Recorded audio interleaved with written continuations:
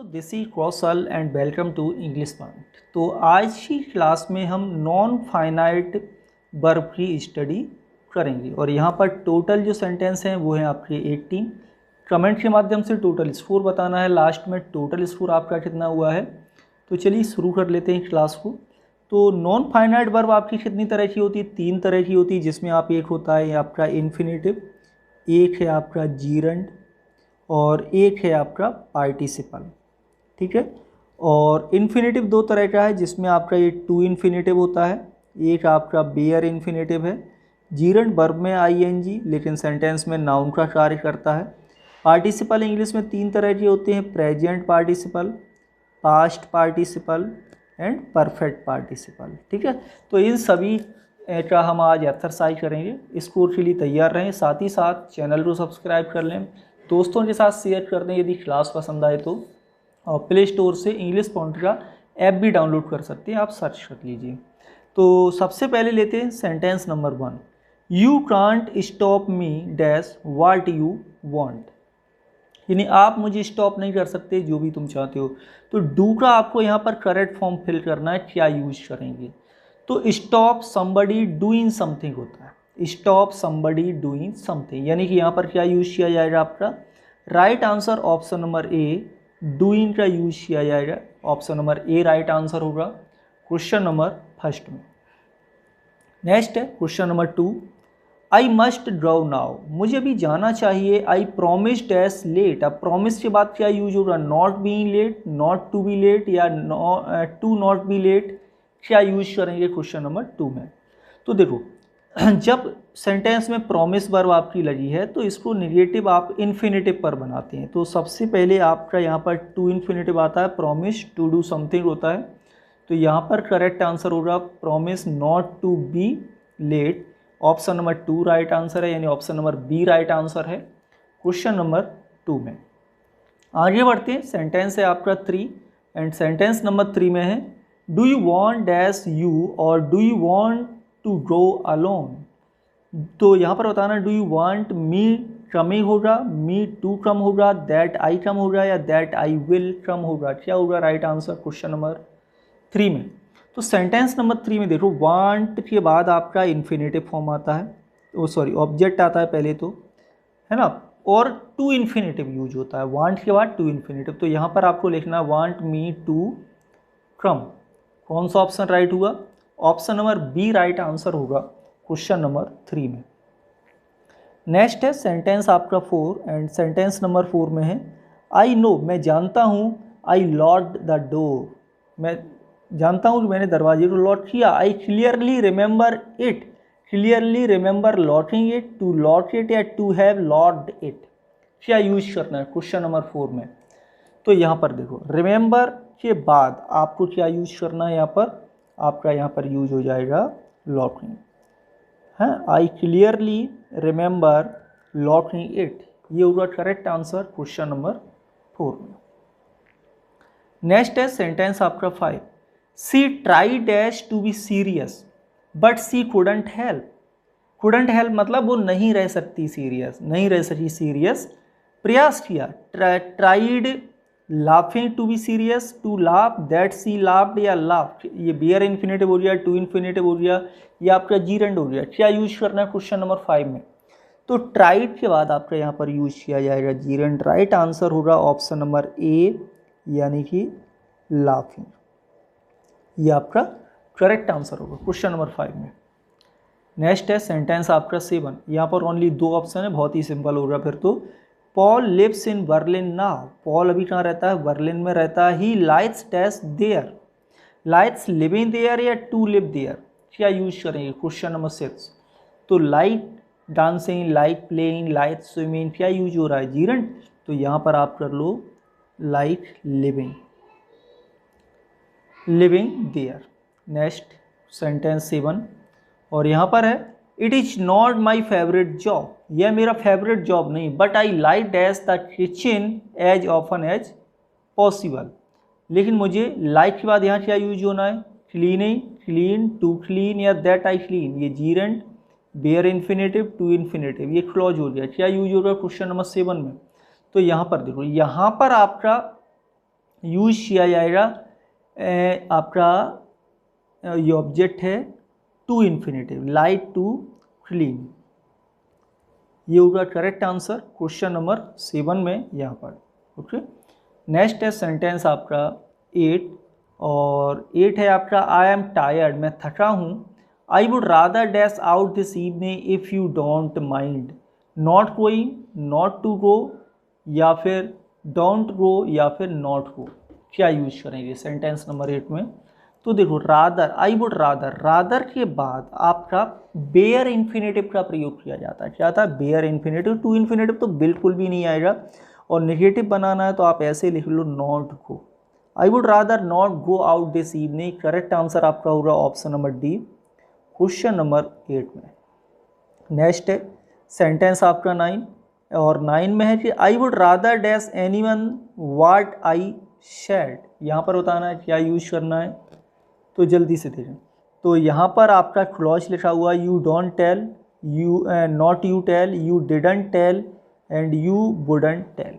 तो सबसे simple point मैं आपको बताऊँ, आई वुड रादर, इसके बाद ये पास्ट में लिखा हुआ है तो ये भी पास्ट में ही होगा, ये प्रेजेंट है, यहाँ पर ये नहीं बनेगा। हाँ, option number C right answer हो जाएगा आपका। I would rather you didn't tell anyone what I said. कौन सा ऑप्शन राइट होगा फिर? Option number 9 question number, sorry option number C question number 9 में। हाँ, नेक्स्ट है 10, are you looking forward dash on holidays. Going on holidays, to go, to going, या that you go. अब यहाँ पर ये कन्फ्यूजन होता है, बहुत सारे लोग कमेंट करके पूछते हैं।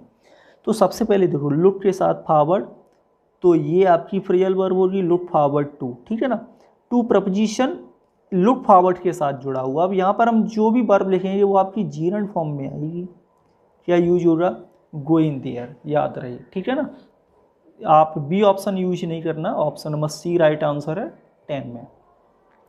11 है when Lisa came to Britain, जब लीजा ब्रिटेन में आई, she had to get used dash on the left. तो यहाँ पर क्या यूज होगा? यूज्ड ड्राइविंग, या टू ड्राइविंग, या फिर टू ड्राइव। बताइए राइट आंसर सेंटेंस नंबर 11 में क्या यूज होगा? तो यहाँ पर देखो, गेट यूज्ड टू, यूज्ड के साथ क्या आता है? टू। लेकिन अब ये मॉडल वर्ब तो यूज टू नहीं है, तो यहाँ पर आपको यूज करना होगा जीरंड, इसलिए राइट आंसर रहेगा ऑप्शन नंबर बी। यहाँ पर यूज हो जाएगा यूज्ड टू ड्राइविंग, ये होगा correct answer. Used to drive नहीं लिखना, यूज्ड टू के बाद इन्फिनेटिव तब आता है जब वो एज ए मॉडल वर्ब के रूप में सेंटेंस में हो, यूज्ड टू। तो सेंटेंस है 12, सेंटेंस नंबर 12 में I am thinking dash a house, do you think that is a good idea. तो टू बाई, ऑफ बाइंग, या फिर अबाउट बाइंग। क्वेश्चन नंबर 12 क्या यूज होगा? तो देखो, थिंक के साथ एक प्रपोजिशन आता है, तो कौन सा है? थिंक ऑफ, ठीक है। और इसके बाद जब हम किसी वर्ब को लिखेंगे तो वो जीरंड फॉर्म में यूज किया जाएगा। I am thinking of, thinking मतलब सीरियस, मैं उस चीज़ को लेके सीरियस हूँ। कौन सा ऑप्शन है राइट? ऑप्शन नंबर है आपका सी यहाँ पर क्वेश्चन नंबर 12 में। चलिए आगे बढ़ते हैं। नेक्स्ट है सेंटेंस आपका 13, और 13 में I had no dash a place to stay, in fact it was surprisingly easy. हाँ, I had no difficulty to find a place, या डिफिकल्टी फाइंडिंग, या ट्रबल टू फाइंड, या ट्रबल फाइंडिंग। सेंटेंस नंबर 13 क्या use करना है? तो देखो यहाँ पर राइट आंसर यूज होगा I had no difficulty, difficulty के बाद आपका क्या यूज होगा यहाँ पर? जीरो, ठीक है। Option number B right answer है सेंटेंस नंबर 13 में। इस 4 के लिए तैयार रहना है। चलिए आगे नेक्स्ट है क्वेश्चन नंबर आपका 14। 14 में क्या है? I found the restaurant as a table, मैंने रेस्टोरेंट को फाउंड किया किसके लिए? टेबल के लिए। For reserve a table, to reserve, for reserve में, या for to reserve. Question number 14 क्या यूज होगा? तो फाउंड के बाद यहाँ पर आपका टू इन्फिनेटिव यूज होगा, तो यूज करिए टू रिजर्व।